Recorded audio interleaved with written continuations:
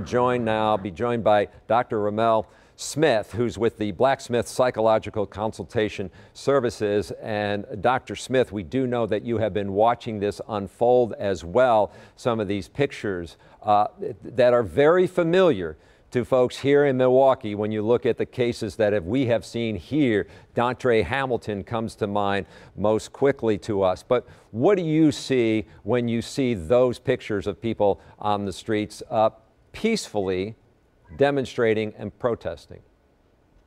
I see what every black person in America sees. You know, it's a frustration. It's not just about Brother Floyd, and my heart goes out to him and his family, but this is just a continuation what continually goes on. We're still on the heels of Aubrey Ahmaud. And so when you start to look at that, it's not a matter. I think we lost you there for a second, Dr. Smith, so we're going to try to get you back. We're going to try to get you back in here. So you were talking about it's not just about George Floyd here.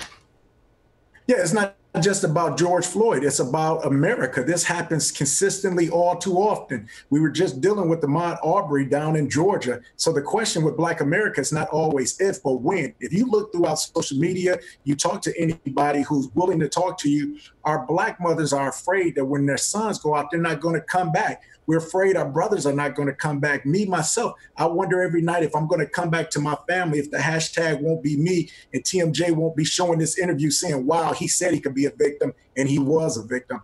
It's a matter of being tired. It's a matter of being frustrated. And what you see in Minnesota is what Dr. King said, that the riots are the voice of the unheard.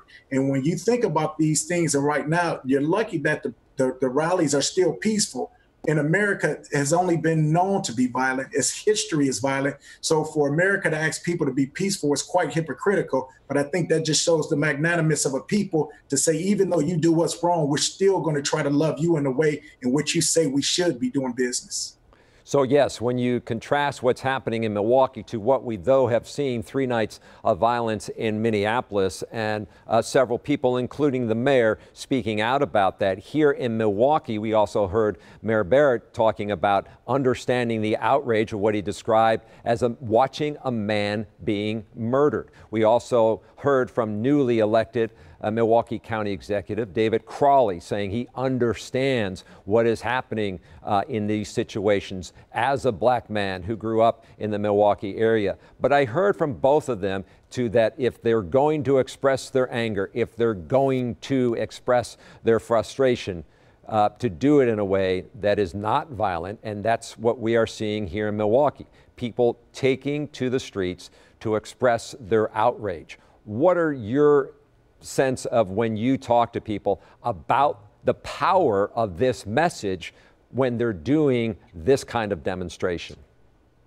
Well, what I'm seeing is getting to be a lack of tolerance with this, because the people say we've prayed, we peacefully protested, we've pleaded with people to listen to us. And when you see what's happening in Minnesota, what you saw what happened in Milwaukee just a few years ago, it gets to a point where everybody has a limit. And it's ironic that people always say peace, yet whenever these peaceful demonstrations come out, there's often met with SWAT teams. They're often met with people who don't have the signs of peace. You look at what's going on in Minnesota, and you contrast that quite completely different what happened in Wisconsin and in Michigan at the state capitals when you had people armed to the teeth and they were met with no resistance. Of course, we want no bloodshed. We want no one to get hurt. But it's also a message that it's not just about Greg Floyd and police brutality. It's a systemic oppression that has been since the birth of America that has never been repaid. So it's something that we need to say. And I love that Brother David Crowley says something, that Tom Barrett says something. But I think it's time that we hear from all of our citizens, whether black, white, Latinx, or Asian. We need to hear from everybody, not just the usual suspects. And when you say hear from everyone, we have heard from a lot of political leaders. We have heard from people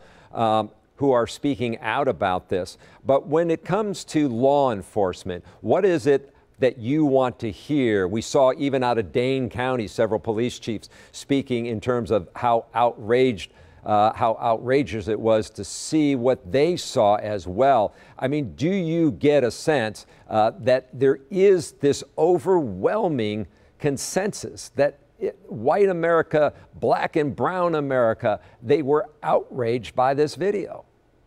Yeah, I think a lot of people was outraged. And to your point, we hear people talk, but we've heard people talk in the past. I think the best way you show your talk means something if it's followed by action. So you can't talk the talk unless you walk the walk. So for all of the politicians that said something, we'd love to see some type of legislation passed that shows what's going to happen. For all of those police officers, we want to see them practice those right things.